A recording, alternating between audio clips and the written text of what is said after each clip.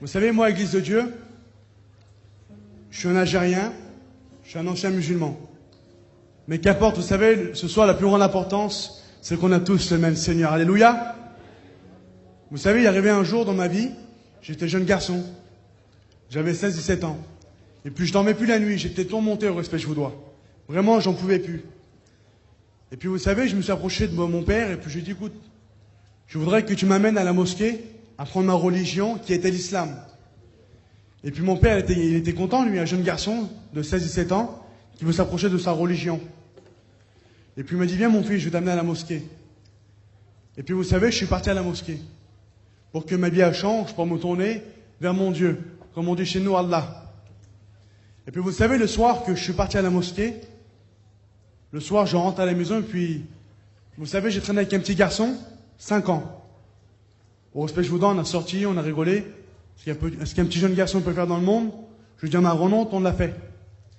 Et puis le soir que je vais à la mosquée, je rentre à la maison et puis il va me dire, mon copain à moi, puis il me dit, écoute Jaïd, c'est sans mon cœur, il faut que je te le dise. J'ai un mot pour toi. Moi, je crois qu'il allait me dire, écoute, ce soir on va sortir, je m'attendais à ça. Il me dit, Jésus t'aime. Et puis moi, je le regarde, bien sûr. Orgueilleux terrible, j'étais. Imaginez-vous, là, dans l'islam. En plus, comme on dit, un carlo, orgueilleux terrible, j'étais, Seigneur. Et puis j'écoute mon frère, je dis, moi, je suis un musulman, moi, je suis un arabe, je dis, mon frère, toi, t'es mon copain, on parle de tout, de rien, pas de souci. Mais moi, tu me parles pas de Jésus, c'est interdit chez nous. Tu me parles pas de Jésus, mon frère. Et puis il me dit, écoute, mon frère, Jésus t'aime. J'écoute, frère, si tu veux pas qu'on se fâche, parle-moi pas de Jésus. Et puis bien sûr, qu'est-ce que j'ai fait moi pour que ma vie change? J'ai persisté dans l'islam.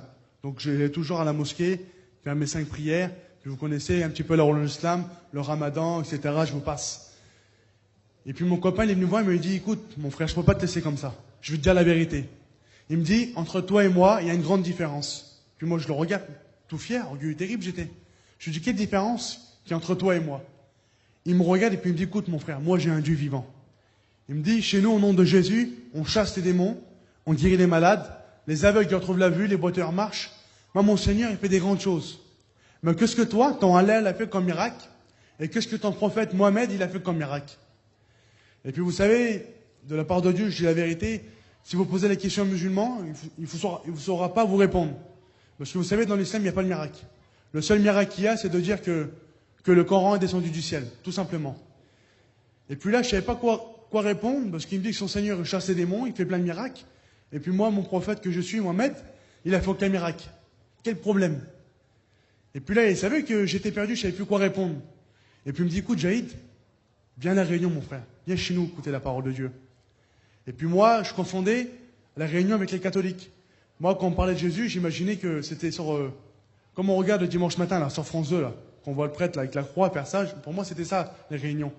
Et puis il me dit, viens à la Réunion, mon frère, viens écouter la parole de Dieu. Chez nous, il y a la puissance de Dieu, il y a le Saint-Esprit. Il me dit, viens à la Réunion.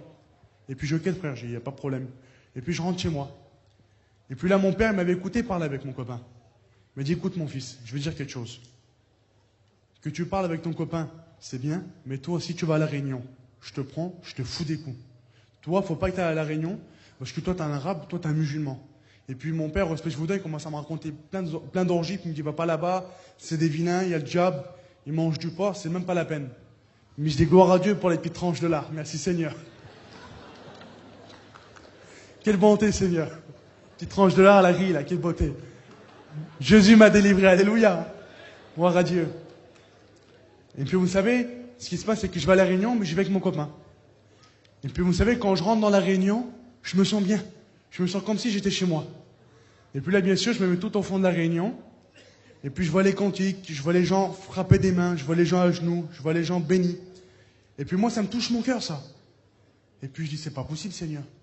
J'étais en train de réfléchir en moi-même, je dis, Seigneur, moi je suis un musulman, je suis dans la vérité, et ces gens-là qui sont perdus, parce que vous savez, l'islam dit que les chrétiens et les juifs, ils sont condamnés pour l'enfer. Et puis moi je dis, Seigneur, c'est pas possible, ces gens-là ils sont perdus, et puis ils ont quelque chose que moi je n'ai pas. Je regardais, ils avaient la joie, ils avaient la paix, ils étaient bien. Puis moi j'étais malheureux terrible. Puis je dis, c'est pas possible. Et puis c'est vrai que la réunion, elle m'avait touché quand même. Et puis là, je sors de la réunion, et puis mon copain me regarde, et puis il me dit, alors Jaïd, comment t'as trouvé la réunion? Mais moi là, orgueilleux terrible, j'étais. Quelle fierté que j'avais. J'écoute, je dis, mon frère, je préfère la mosquée, je dis, pas terrible chez vous, je dis. C'est pas terrible. Et puis je rentre à la maison. Et quand je rentre chez moi, bah, ça m'avait travaillé. Je dis, Seigneur, c'est pas possible. Je me sentais mieux chez les chrétiens que chez moi à la mosquée. Pourquoi? Et puis vous savez, j'ai commencé un petit peu à retourner aux réunions, un petit peu à la mosquée, un peu aux réunions. J'étais un petit peu travaillé. Et puis vous savez, il y a un proverbe qui dit dans le monde, on ne peut pas marcher un pied sur le trottoir et un pied sur le caniveau. Un jour, il faut prendre une décision. Et puis je dis, Seigneur, je dis, c'est pas possible. Je dis, plus je vais à la réunion, plus j'aime bien la réunion. Et puis vous savez, ce qui se passe un soir, c'est que je m'endors et puis je fais un songe. Et dans ce songe-là, je suis allongé dans un cercueil comme ça, là, et puis je vois le vilain devant moi. Mais moi, quand je vois le vilain arriver devant moi, qu'est-ce que je fais? Moi, pour moi, je suis musulman. Je pratique ma religion. Je commence à crier de tout mon cœur à mon Dieu. Et je crie quoi, moi? Allahu Akbar. Je crie de tout mon cœur. Seigneur. Et quand je dis ça, là, le diable, il vient pour rentrer dans moi, et puis je dis, au nom de Jésus. Et il s'en va. On dit pas Amen ce soir? Alléluia. Jésus est tout puissant. Amen. Et puis quand je dis ça, il s'en va. Qu'est-ce que je fais, moi? Bien sûr, le lendemain matin, quand je me lève, première prière, 5h30. Je cours à la mosquée. Je vais voir l'imam. Je vois là, je dis, mon frère, j'ai fait un rêve comme ça, il faut que tu m'expliques. Et puis l'imam, il me revient, me dit, oh là là, il me dit, mon fils, c'est terminé, il me dit, ce diable-là, tu écoutes parler de Jésus, il veut te mettre un voile dans les yeux, dans le cœur, pour pas que tu vois la vérité de l'islam. Va plus chez les chrétiens, faut pas écouter parler de Jésus, va pas là-bas. Je dis, ok, je dis, mon frère, pas de problème. Et puis là, je vais chez mon copain, son oncle, c'est un pasteur. Puis je dis, voilà, je dis, frère, je voudrais que tu m'expliques, j'ai fait un petit songe, si tu peux m'expliquer. Et puis là, le pasteur, il me regarde, et puis il a un grand sourire, lui. Et puis il me dit, écoute, mon frère, je vais te poser une question. Il me dit, est-ce que tu aimes Jésus? Et puis moi, je le regarde, je vous dis la vérité. Mon cœur, il disait oui. Dans mon cœur, j'aimais Jésus. Mais la fierté, l'orgueil, l'islam, je suis un arabe, la fierté terrible, je voulais pas le dire. Je dis, non, mon frère, je dis, moi, j'aime pas Jésus, j'aime mon prophète et j'aime ma religion. Il me dit, regarde, mon frère, ce que tu as vu devant toi, c'est le diable, c'est ton ennemi. Il est venu vers toi pour t'arracher ton âme, t'as crié à ton Dieu. Réponds-moi, mon frère, qu'est-ce qu'il a fait ton Dieu? Et puis je lui dis, c'est vrai, frère, il a rien fait. Mais dis, moi, regarde, Jésus, pour te prouver son amour, t'as crié à lui, il a fait partir l'ennemi. Il m'a dit, écoute, mon frère, je veux dire quelque chose. Le Seigneur, il a un plan pour toi. Mais moi, quand il me regarde comme ça, et puis il me dit, Seigneur, il a un plan pour toi. Je comprends pas, moi, plan pour toi, j'étais un petit peu garé un peu dans les choses de Dieu. Il m'a dit, écoute, mon frère, toi, tu vas devenir chrétien. Il me dit ça, moi, le serviteur de Dieu. Mais moi, qu'est-ce que je pense, moi? Imaginez-vous, 16 et 17 ans, j'ai musulman, et puis il me dit, oui, tu vas devenir chrétien. Seigneur, je pense, moi, je dis, il est carrément la masse, il est carrément fou, je dis. Et puis mon me dit, écoute, mon fils, je veux dire quelque chose. Je vais même aller un peu plus loin. Toi, tu deviendras serviteur de Dieu. Et à travers toi, toute ta famille va se convertir à l'évangile. L'homme, il me dit ça, mais quand il me dit ça, là, j'ai respecté ce que c'est un vieil homme. Je dis, Seigneur, je dis, il est carrément fou, je dis, l'homme, c'est pas possible. Moi, chrétien, moi, serviteur de Dieu, ma famille se convertira à l'évangile. C'est pas possible. Et puis il me dit, t'inquiète pas, mon fils, le Seigneur, il a un plan pour toi. Et puis vous savez, ce qui se passe, c'est que j'en avais marre d'aller toujours aux réunions, à la mosquée, parce que ma vie, elle changeait pas. Je dormais plus la nuit. J'étais tourmenté, au respect, je vous dois. Et puis je dis, Seigneur, je dis, montre-moi un songe qui me définit où je dois aller, parce que je suis perdu, Seigneur. J'en ai marre, Seigneur. La réunion, la mosquée, je suis perdu. Et puis un soir, je m'endors, et puis Dieu me fait montrer un songe. Dans ce songe-là, c'est une grande main qui me prend et qui me jette dans un grand trou noir. Et puis là, je tombe de ce trou noir. Et puis d'un seul là, je retombe sur pied, puis tout est noir devant moi. Et puis moi, je dis, Seigneur, où je suis, Seigneur? Et puis j'entends derrière moi une voix qui me dit, l'islam est la vérité, le Coran est la vérité. Mais moi, je me retourne pour regarder derrière moi, et je vois un gros truc plein de flammes de feu qui ressort. Et puis moi, je dis non, la vérité, c'est Jésus-Christ, c'est l'évangile. Et quand je dis ça, il y a une porte qui est apparue devant moi, et puis il y avait une lumière derrière. Je me suis approché de cette porte-là, et j'ai voulu ouvrir. Et je me suis réveillé. Et bien sûr, le lendemain matin, quand je me lève, je cours à la mosquée. Je dis, voilà, frère, j'ai fait un rêve, j'ai fait un songe. Je dis, voilà, frère, explique-moi. Puis là, l'imam, il me regarde. Oh là là, c'est fini pour toi, ça y est, le diable comme ci, le diable comme ça, et puis je vous en passe. Puis déjà, j'étais pas bien, il m'a rajouté encore une couche de crépi, lui. J'étais à moitié en train de mourir, il m'a tué. Et puis j'écoute mon frère, je dis, ça fait 2-3 fois que je viens de voir, je dis, frère, j'en peux plus, tu me parles encore du diable, du diable, du diable. Je dis, ok, je dis, mon frère, allez, au revoir. Puis bien sûr, c'était la dernière fois que j'allais le voir. Et puis là, je vois un pasteur, je lui explique un petit peu mon songe, et puis là, le pasteur, il me regarde, il me dit, écoute, mon frère, je vais te dire la vérité. Il m'a dit, là, Dieu t'a fait montrer ta situation. Il m'a dit, mon frère, je ne veux pas te juger, mais c'est la vérité. Dieu t'a fait montrer qu'actuellement, tu es dans les ténèbres. Tu vis sans Dieu, tu ne sais plus sur quel chemin. Dieu t'a fait montrer, mon frère, ta religion, où qu'elle allait t'amener. Les flammes, il me dit, mon frère, il ne faut pas être bête pour deviner que ce n'est pas le paradis. Il me dit, puis lorsque tu as dit Jésus, l'évangile et la vérité, une porte qui est apparue devant moi, devant toi et une lumière.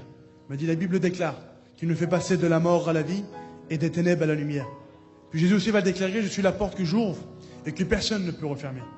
Il m'a dit, tu t'es approché de cette porte-là, tu as voulu ouvrir et rentrer, mais tu t'es réveillé avant parce qu'il n'était pas prêt à accepter Jésus. Mais il m'a dit, mais tu verras mon frère, tu donneras ton cœur à Jésus. Pour moi, c'était pas possible de donner mon cœur à Jésus, c'était trop gros pour moi. Et puis vous savez ce qui se passe, c'est que le soir, je vais à la réunion, mais j'y vais tout seul, sans mon copain. Puis bien sûr, à force d'aller à la réunion, je commençais un petit peu à comprendre les choses de Dieu, les parler en langue, les prophéties, je commençais un petit peu à connaître les choses de Dieu. Par contre, mon copain m'avait jamais dit que Dieu dévoilait les vies à travers les serviteurs.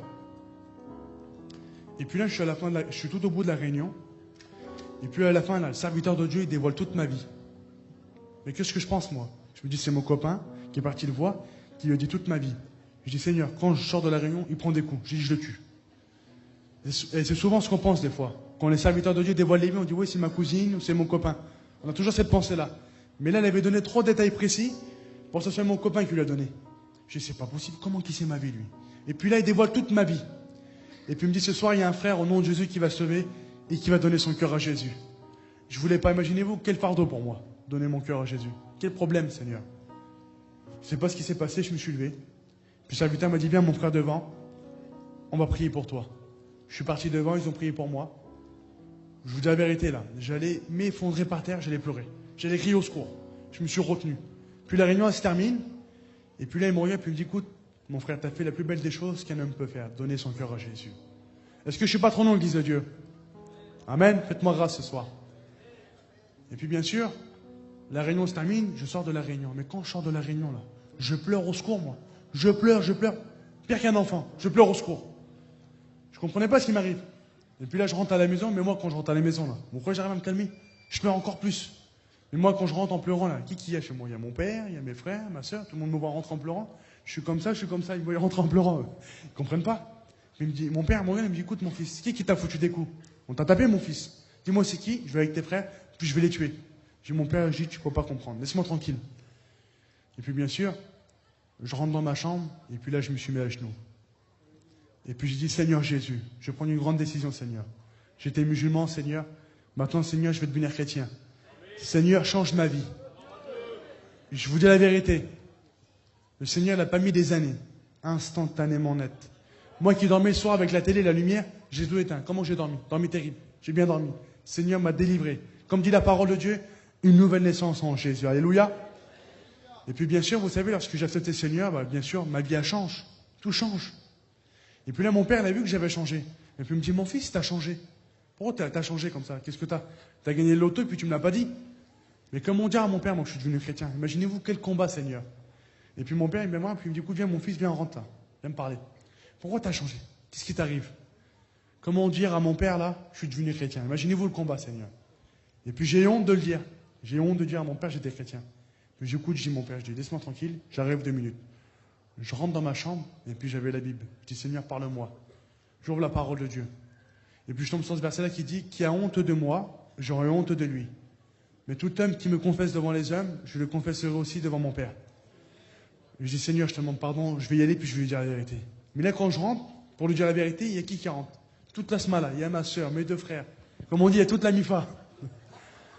Mais vous savez, chez nous, les Arabes, c'est un petit peu aussi comme les voyageurs. On est un peu curieux. Quand quelqu'un y parle, il faut que tout le monde écoute.